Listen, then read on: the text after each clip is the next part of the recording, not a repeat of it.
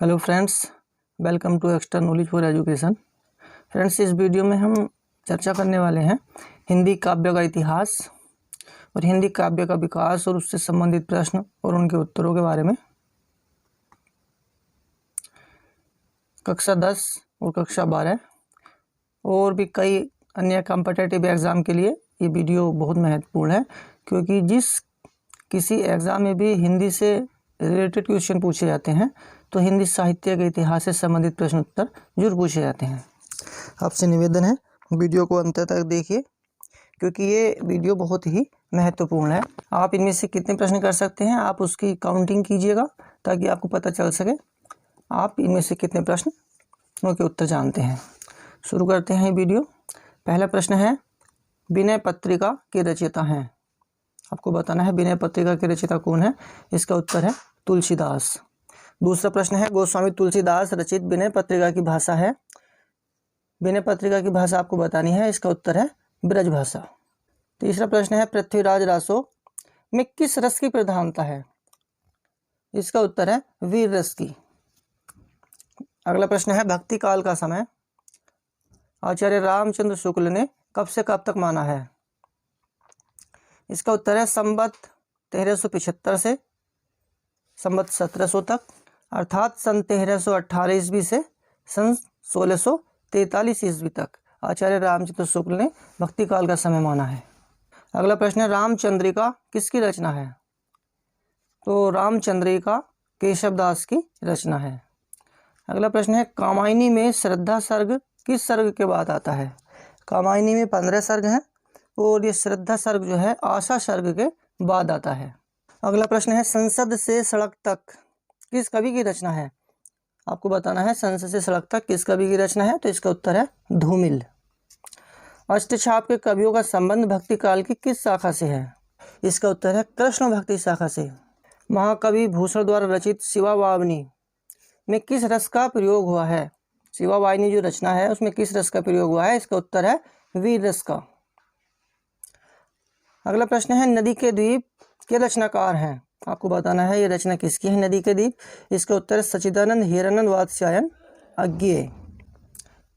Exam में ये प्रश्न कई तरीके से आ सकते हैं, बहुविकल्पीय के रूप में भी आ सकते हैं और सीधे ऐसे भी आ सकते हैं जैसे हमने इस वीडियो में बनाए हैं।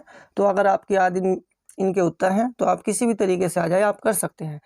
इसलिए आपसे निवेदन है वीडियो को ध्यान से देखिएगा और इनमें से जिस किसी प्रश्न का भी आंसर आप जानते हैं उसको कमेंट सेक्शन में लिख दें। अगला प्रश्न है, पद्मावत, रामचरितमानस और सूरसागर किस काल के काव्य हैं। इसका आंसर है भक्ति काल। अगला प्रश्न है, पल्लव के रचयिता कौन है। इसका उत्तर है सुमित्रानंदन पंत। पल्लव जो है सुमित्रानंदन पंत की रचना है। अगला प्रश्न है, सूकर खेत या सूकर क्षेत्र का संबंध किस कवि से है। सूकर खेत नामक स्थान का संबंध तुलसीदास जी से है। अगला प्रश्न है, प्रिय प्रवास और भारत भारती किस युग की रचनाएं हैं। तो ये दोनों रचनाएं द्विवेदी युग की हैं। अगला प्रश्न है, रामचरितमानस, साकेत और पद्मावत को किस काव्य की श्रेणी में रखा गया है। रामचरितमानस, साकेत और पद्मावत को किस काव्य की श्रेणी में रखा गया है। तो इसका उत्तर है महाकाव्य की। ये तीनों ही महाकाव्य की श्रेणी में रखे गए हैं। अगला प्रश्न है, जयशंकर प्रसाद को किस युग का कवि माना जाता है। तो जयशंकर प्रसाद को छायावादी युग का कवि माना जाता है। अगला प्रश्न है, चित्राधार कृति। चित्राधार कृति किस युग में लिखी गई है। इसका उत्तर है छायावाद युग। अगला प्रश्न है, तार सप्तक का प्रकाशन वर्ष है। तार सप्तक का प्रकाशन वर्ष कौन सा है। इसका उत्तर आपको बताना है। इसका उत्तर है 1943 ईस्वी। सन 1943 ईस्वी में तार सप्तक का प्रकाशन हुआ। अगला प्रश्न है, सच्चिदानंद हीरानंद वात्स्यायन अज्ञेय को किस युग का कवि माना जाता है। अज्ञेय जी को जो है प्रयोगवादी कवि माना जाता है। अगला प्रश्न है, नई कविता काव्य संकलन के संपादक थे। नई कविता जो काव्य संकलन था उसके संपादक कौन थे, आपको बताना है। इसका उत्तर है डॉक्टर जगदीश गुप्त और राम स्वरूप चतुर्वेदी। ये दो नई कविता काव्य संकलन के संपादक थे। अगला प्रश्न है, प्रगतिशील लेखक संघ की स्थापना कब हुई। प्रगतिशील लेखक संघ की स्थापना कब हुई है? इसका उत्तर है सन 1936 ईस्वी में प्रगतिशील लेखक संघ की स्थापना हुई। अगला प्रश्न है सूर्यकांत त्रिपाठी निराला किस युग के कवि माने जाते हैं? तो सूर्यकांत त्रिपाठी निराला जो है छायावादी युग के कवि माने जाते हैं। अगला प्रश्न है प्रकृति के सुकुमार कवि कहलाते हैं? प्रकृति के सुकुमार कवि कहलाते हैं सुमित्रानंदन पंत। अगला प्रश्न है प्रेम माधुरी किसकी रचना है? तो प्रेम माधुरी भारतेंदु हरिश्चंद्र की रचना है। अगला प्रश्न है प्रेम माधुरी किस युग की रचना है? आपको बताना है प्रेम माधुरी किस युग की रचना है। तो इसका उत्तर है भारतेंदु युग। ये भारतेंदु हरिश्चंद्र की रचना है और भारतेंदु युग की रचना है। कामायनी किस युग की रचना है? आपको बताना है कामायनी किस युग की रचना है। तो इसका उत्तर है छायावादी युग। अगला प्रश्न है रीतिकाल की प्रमुख विशेषता है? रीतिकाल की प्रमुख विशेषता है मुक्तक काव्य रचना। रीतिकाल की प्रमुख विशेषता है मुक्तक काव्य रचना। अगला प्रश्न है हिंदी का प्रथम महाकाव्य है? आपको बताना है कि हिंदी का प्रथम महाकाव्य कौन सा है। इसका उत्तर है पृथ्वीराज रासो। पृथ्वीराज रासो हिंदी का प्रथम महाकाव्य माना जाता है। अगला प्रश्न है सुमित्रानंदन पंत किस युग के कवि माने जाते हैं? तो इसका उत्तर है छायावादी युग। अगला प्रश्न है बिहारी लाल को किस युग का कवि माना जाता है? इसका उत्तर है रीतिकाल का। बिहारी लाल को रीतिकाल का कवि माना जाता है। अगला प्रश्न है कबीर के दोहों को किस नाम से जाना जाता है? आपको बताना है कबीर के दोहों को किस नाम से जाना जाता है। इसका उत्तर है साखी। कबीर दास जी के जो दोहे हैं उनको साखी के नाम से जाना जाता है। अगला प्रश्न है प्रयोगवाद के प्रवर्तक हैं? प्रयोगवाद के प्रवर्तक किसको माना जाता है? इसका उत्तर है सच्चिदानंद हीरानंद वात्स्यायन को प्रयोगवाद का प्रवर्तक माना जाता है। अगला प्रश्न है नवधा भक्ति कितने प्रकार की है बताई गई है? तो इसका उत्तर है 9। नवधा भक्ति के 9 प्रकार बताए गए हैं। अगला प्रश्न है साकेत की नायिका है? साकेत की नायिका कौन है आपको बताना है। इसका उत्तर है उर्मिला। उर्मिला को साकेत की नायिका बताया गया है। अगला प्रश्न है रामधारी सिंह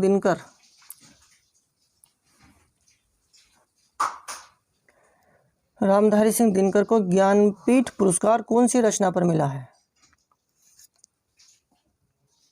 आपको बताना है कि रामधारी सिंह दिनकर को ज्ञानपीठ पुरस्कार कौन सी रचना पर मिला है।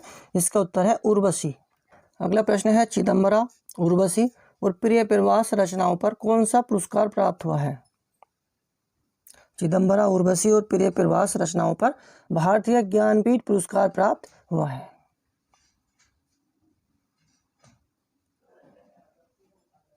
अगला प्रश्न है मंझन भक्ति काल की कौन सी शाखा के कवि हैं? इसका उत्तर है प्रेमाश्रयी। मंझन को प्रेमाश्रयी शाखा के कवि बताया जाता है। अगला प्रश्न है तीसरा सप्तक का प्रकाशन वर्ष है? तीसरा तार सप्तक का प्रकाशन वर्ष आपको बताना है। इसका उत्तर है सन 1957 ईस्वी। अगला प्रश्न है साकेत महाकाव्य के रचयिता हैं? तो साकेत के रचयिता का नाम है मैथिली शरण गुप्त।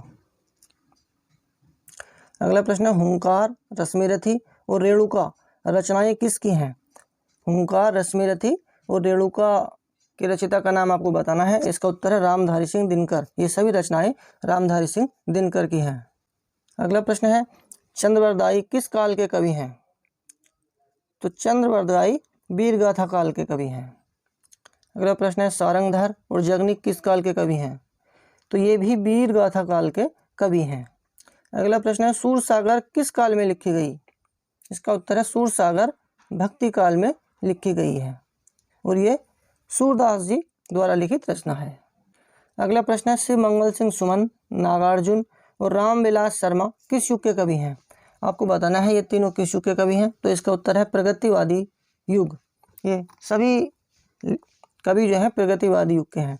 अगला प्रश्न है पृथ्वीराज रासो किस काल की रचना है? तो फ्रेंड्स पृथ्वीराज रासो जो है वीरगाथा काल की रचना है।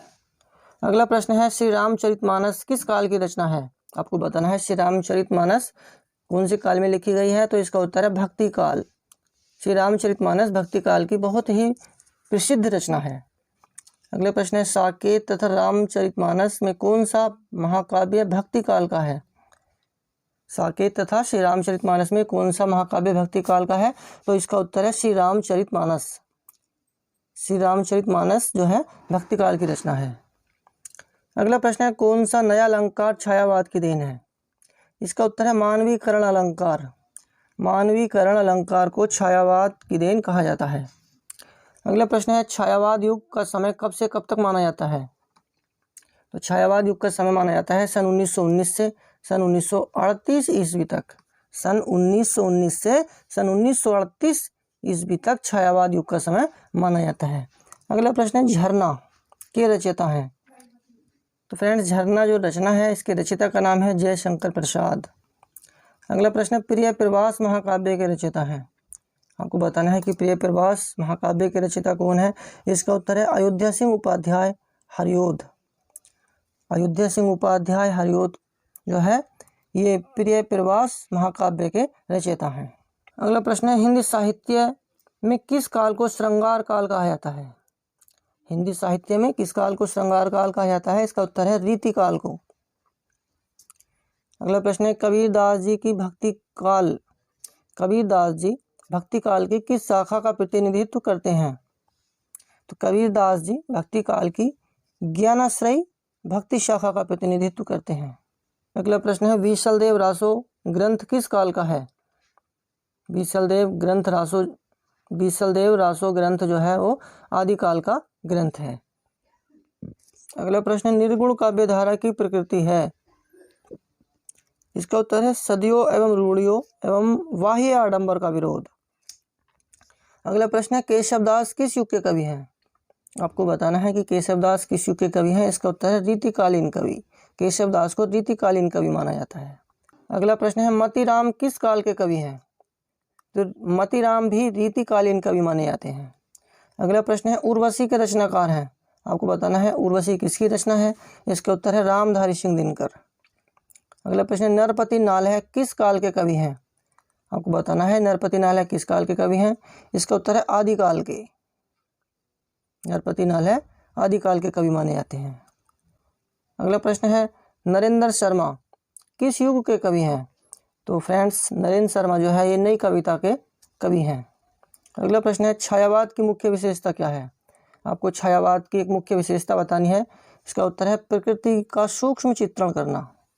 ये छायावाद की प्रमुख विशेषता मानी जाती है। अगला प्रश्न है खुमान रासो किस काल की रचना है? खुमान रासो आदिकाल की रचना है। अगला प्रश्न है बिहारी सतसई किस काल की रचना है?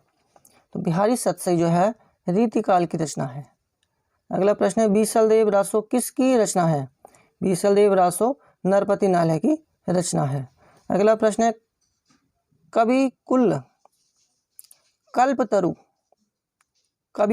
कल्पतरु किसकी रचना है? इसका उत्तर है कुलपति मिश्रा की। अगला प्रश्न है परमाल रासो के रचयिता हैं? आपको बताना है परमाल रासो के रचयिता कौन है। इसका उत्तर है जगनिक। परमाल रासो जो है वो जगनिक की रचना है। अगला प्रश्न है नंददास का संबंध भक्ति काल की किस शाखा से है? तो नंददास का संबंध भक्ति काल की कृष्ण भक्ति शाखा से माना जाता है। अगला प्रश्न है नई कविता का आरंभ कब से माना जाता है? तो नई कविता का आरंभ सन 1943 ईस्वी से माना जाता है। अगला प्रश्न है गोस्वामी तुलसीदास के बचपन का नाम क्या था? तो गोस्वामी तुलसीदास के बचपन का नाम था राम बोला। अगला प्रश्न है मैथिली शरणगुप्त का प्रथम काव्य संग्रह है? आपको बताना है कि मैथिली शरणगुप्त का प्रथम काव्य संग्रह कौन सा है। इसका उत्तर है भारत भारती। भारत भारती को मैथिली शरणगुप्त का प्रथम काव्य संग्रह माना जाता है। अगला प्रश्न है भिखारी दास किस काल के कवि हैं? तो फ्रेंड्स भिखारी दास जो हैं भक्ति काल के कवि माने जाते हैं। अगला प्रश्न है नागार्जुन, केदारनाथ सिंह और केदारनाथ अग्रवाल किस काल के कवि माने जाते हैं? आपको बताना है ये तीनों किस काल के कवि हैं। तो इसका उत्तर है प्रगतिवाद। ये तीनों प्रगतिवादी कवि माने जाते हैं। अगला प्रश्न है उद्धव शतक किसकी रचना है? आपको बताना है कि उद्धव शतक के रचयिता कौन है। इसका उत्तर है जगन्नाथ दास रत्नाकर। अगला प्रश्न है तार सप्तक के संपादक हैं? सच्चिदानंद, हीरानंद, वात्स्यायन, अज्ञेय। तार सप्तक 7 कवियों ने मिलकर बनाया था, तो उनमें जो सबसे प्रमुख माने जाते हैं वे अज्ञेय जी माने जाते हैं। अगला प्रश्न है, प्रयोगवाद के प्रवर्तक माने जाते हैं। सच्चिदानंद हेरानंदवाद से अनज्ञ माने जाते हैं। ये प्रयोगवादी कवि हैं। फ्रेंड्स, इस वीडियो में हमने ये 75 प्रश्न डिस्कस किए।